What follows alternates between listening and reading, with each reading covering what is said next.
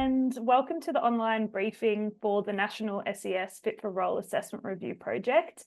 My name's Varna and I'm from Natural Hazards Research Australia. Firstly, I'd like to acknowledge that we're meeting across a range of different Aboriginal lands today. I'm on Bunurong country in Melbourne and would like to pay my respects to their elders past, present and emerging.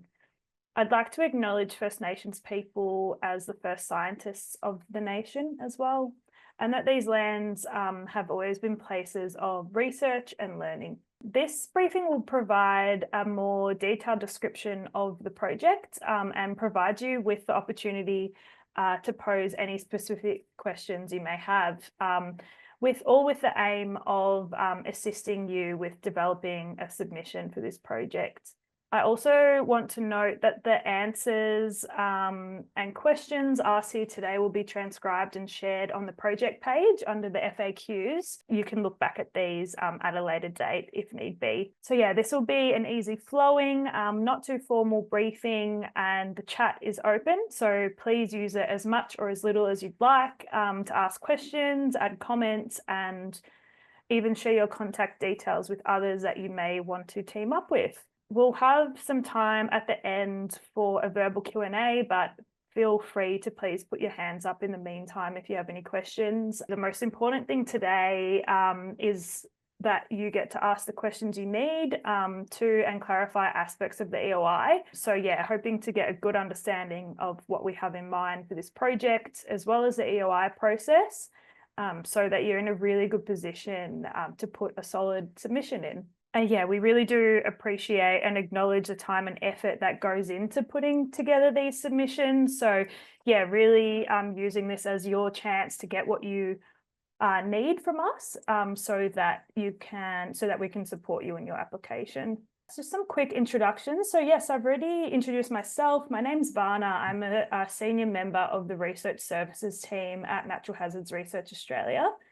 And I've also got my colleague Kyle Smith here. Hey everyone, I'm Kyle. I'm the Research Services Officer for this project. So I'll be helping out with sort of the back admin across the project. So I look forward to working with hopefully one of you guys soon. And Kyle's also making sure this runs really smoothly in the back end. So hugely appreciate that too. We've also got Dr. John Bates with us today from the Victorian SES. Hi everyone, as Varna said, my name's John Bates. I'm Deputy Chair of the National Implementation Group for this program and also a subject matter expert on the program for Victoria State Emergency Service. And I've been part of the project since it was kicked off back in 2017. So I've been on the journey for a long time and it is being implemented as we speak across the country. So I'll briefly explain a bit about Natural Hazards Research Australia. I'm noting that there's probably a few of you in the room that haven't worked with us yet. So we're building off the back of the former Bushfire and Natural Hazard CRC. So we're the next iteration of that, and we commenced in July 2021. And we're funded over 10 years from the Commonwealth Government, as well as contributions from our partners, such as emergency services agencies in Australia.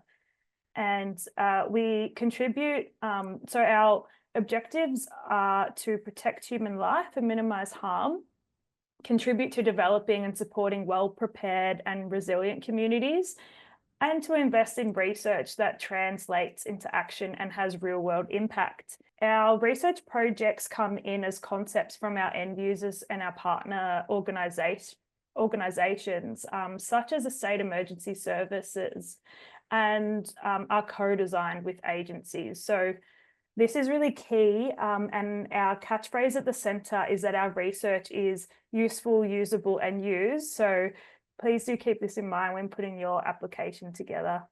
Alrighty, I'll now pass to John to provide a bit more context on the background of this project and what we hope to achieve. Thanks, Varna. So this project, as I mentioned before, it started back in 2017, and the focus of the program is around making sure that SES volunteers and staff across the country meet the minimum levels of physical fitness for the roles and the tasks that we do. It's very much focused on minimum levels of fitness, we're not looking for superhuman efforts around that. And the program began planning for implementation back in October of 2023. And it's intended that the minimum fitness standards will be in place and enforced from 1st of July next year for deployments across interstate boundaries. And as part of the implementation, and the reason that this project's in place is that we've learned a lot over the 2 years since we started implementing the program, and there are a few changes and updates to the program that we want to put in place. So I'm hoping that you've all had a read through the expression of interest. And so the project description for us has 5 sort of key elements to it. The first one is to look at introducing a new safety critical criterion for the fitness requirements, and I'll talk about that a little bit more in the next slide. But it has come to implementation group to understand that there are some things that perhaps are not being tested in the physical assessments that people are being put through at the minimum level for things that are important from a safety perspective, and I'll explain what that means in the next slide. We also know that there are some changes that might flow from that through the program. We start to put safety critical across all of the assessments that we do for all of the roles that are included in the program. And it's time to do a review of what is required for the national skill sets and the assessments that sit behind those. And again, I'll try and talk through those in some examples. We've identified 2 specific skill sets that need priority review, and some existing assessment designs that need priority review. The skill sets that have been identified are in land-based swiftwater rescue and road crash rescue, and the assessment designs, there are a number in there. One of those is an assessment that's currently done for in-water safety that requires people to do an assessment in a pool where the pool deck and the water are at the same level. And if you've been outside of metropolitan cities in Australia, many of the pools have the old bulkhead on them. And so it's an assessment that is difficult to move into other places. So there's some work around that to look at what an alternative assessment might look like, and looking at details of how they can be, the program can be changed to make sure that it remains contemporary and it remains relevant. The program itself has a defined set of roles that are included that were agreed by all the states and territories for the state emergency services at the beginning of the program, and those are up on the screen at the moment. And the process that was gone through for the original project was to use job task analysis to say, for each of those roles, what are the jobs that are required for them to be done, the tasks that are within them, and to use a set of criteria that determined whether those tasks were physically demanding, operationally important, and frequently occurring. And for tasks that met that criterion for each of those roles, there needed to be an assessment, a fitness assessment that was done by members that did all of those things. And that information is all included in the research report that's available off the website as part of the information that was included in EOI. What's become obvious to us now, as we're moving through the program, is that the third criterion there about frequently occurring missed some things that are actually important. And that is that there are some fitness capabilities that our volunteers and our staff need to have that are safety critical. And I'll give you a couple of examples of those. The air search capability, the job that's involved in that role, for someone to be deemed competent in air search, they are required to do an underwater recovery from a simulated helicopter.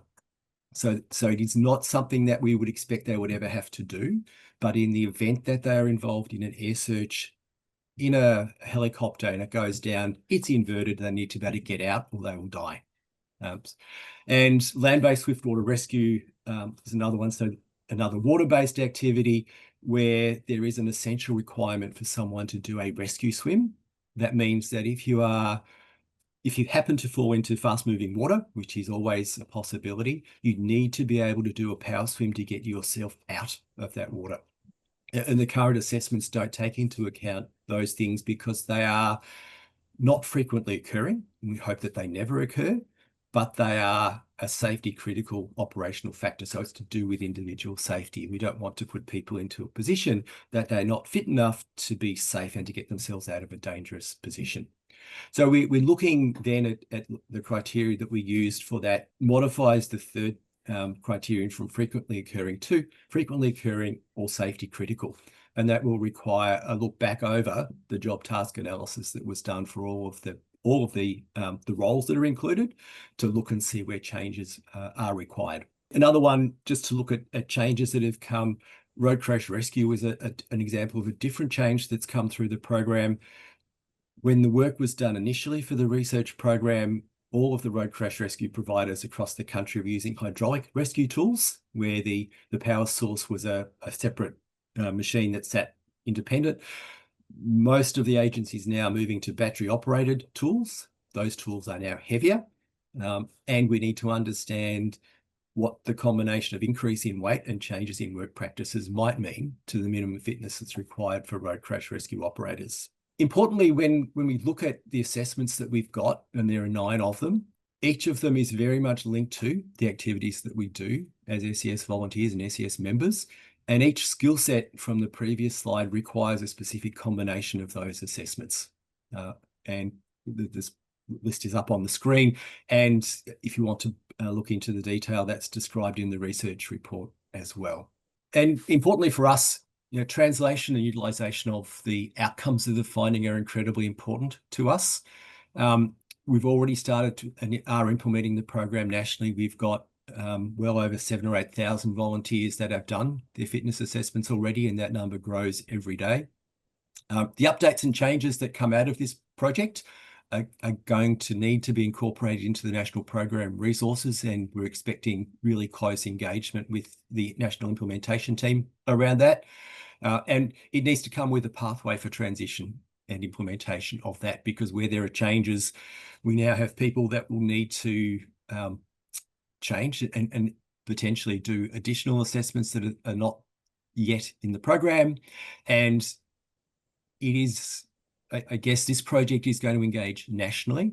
The jurisdictional, so the state and territory implementation, will be managed by the local agencies in those states and territories. Robust evidence is really important for us in this one, that we do and we rightly get questioned on why we're doing something, what's the evidence, and how did we come up with that. So that does mean we need good validation and verification of any changes that are proposed out of this one. And it goes without saying, hopefully, that the National Implementation Group is very actively engaged in this program. We, as a group, won a national award for workforce safety earlier this year, and it's very much front of mind for the agencies. But it's also very important for us because it's about the safety of the members that we have.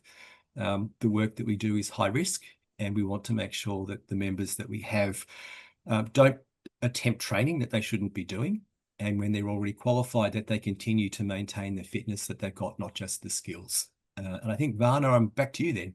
Yeah, just some of the expected outputs, and feel free to jump in, John, if there's anything else. But they're all listed in the EOI, and we've got, as John mentioned, the updated job task analysis and assessment matrix, updated program resources, a peer-reviewed final report, a documented guide, stakeholder presentations, and participation in assessment sessions across multiple SES locations, and academic publications as well. And to add to that, these are a couple of our standard outputs that we request from our projects. So that co-designed project plan, including a plain language statement, like a project summary document, an evaluation report, and importantly, communications products that could include presentations, hazard notes, or posters. I alluded to this earlier, but just to reiterate, the projects that we invest in are completely end user driven. So research teams are expected to adopt a collaborative approach. This really helps to facilitate knowledge translation and transfer, and to ensure that our research is those 3 U's, so useful, usable, and used, and ensuring that the research aligns with the needs of our partners, in this case, the SES. this will also enhance the impact of your research. So yeah, really encouraging teams to outline what your collaboration strategy will be in your submission. Some of the nitty-gritty. So the max total budget for this project is 500,000, and the time frame is 1 to 2 years.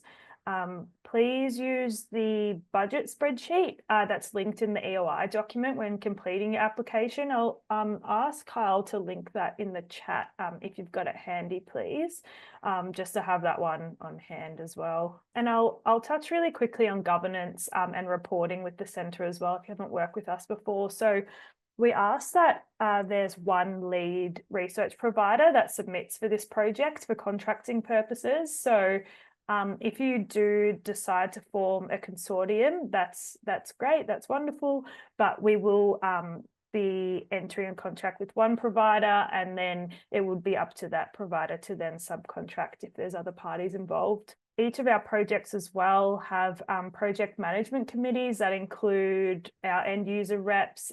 So in this case, it would be John, and the PMCs are really key in facilitating that co-design of the project plan, and also providing an opportunity for end user input into outputs such as the reports.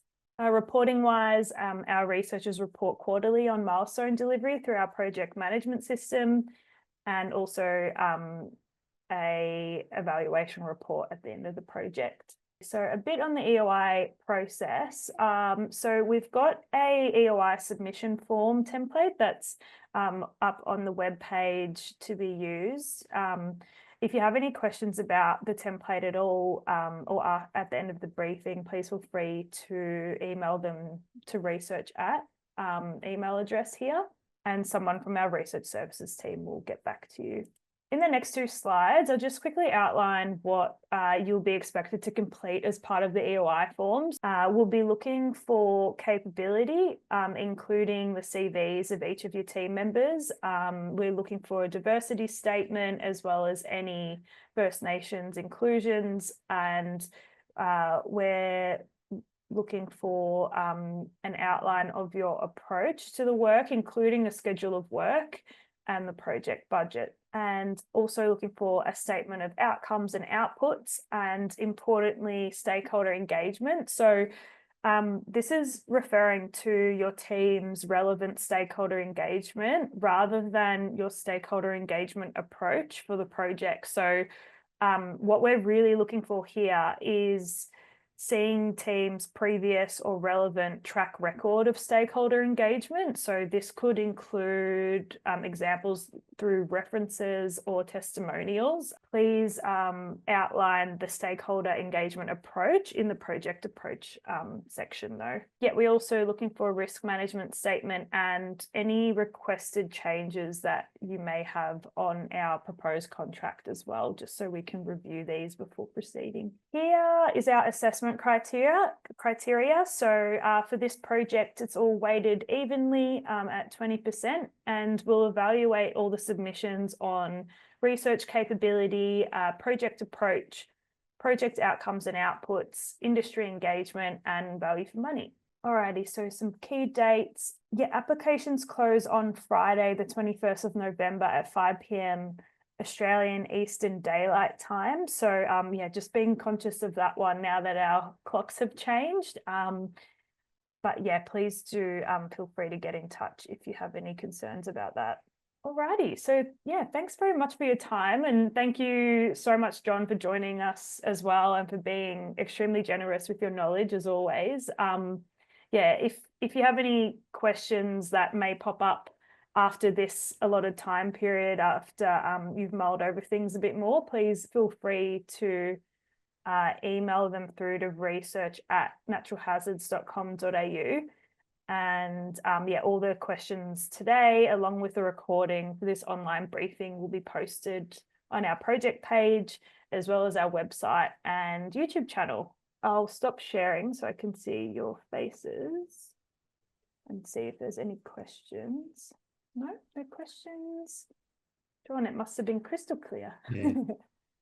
So just, I guess, just to sort of Sam. put context around what we're looking for. I mean, we're not looking at this point for wholesale change in the program. You know, we've got an approach that has been working for us, but we've identified some areas where we think we need to put some improvements in place. I guess it's also provides us with an independent review of where we've been going to make sure that we're still on track.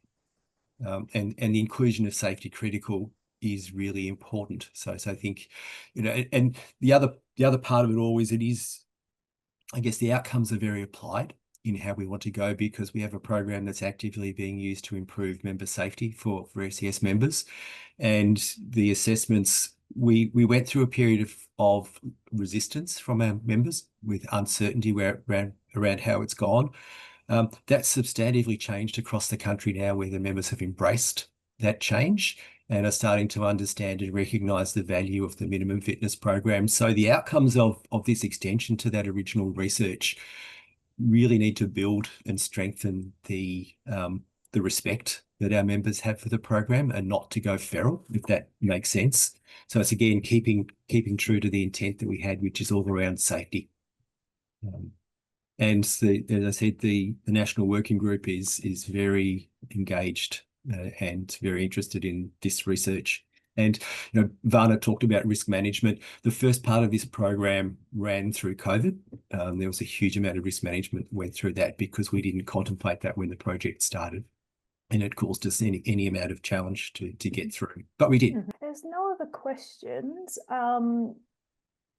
We'll call it there. And yeah, please, of course, as I mentioned, get in touch via research if anything else pops up. I'll just quickly put it in the chat now. And maybe just one other thing, Varna, I did share with Natural Hazards Research Australia a summary of the exercises, the assessment exercises that we've got. That is available through NHRA, and I'm not sure, Varna, how you intend to make that available to everyone. Yeah, we can upload that one on the project page as well. But for now, if you're interested in that, please do shoot us an email, and Kyle or myself will respond with the relevant docs.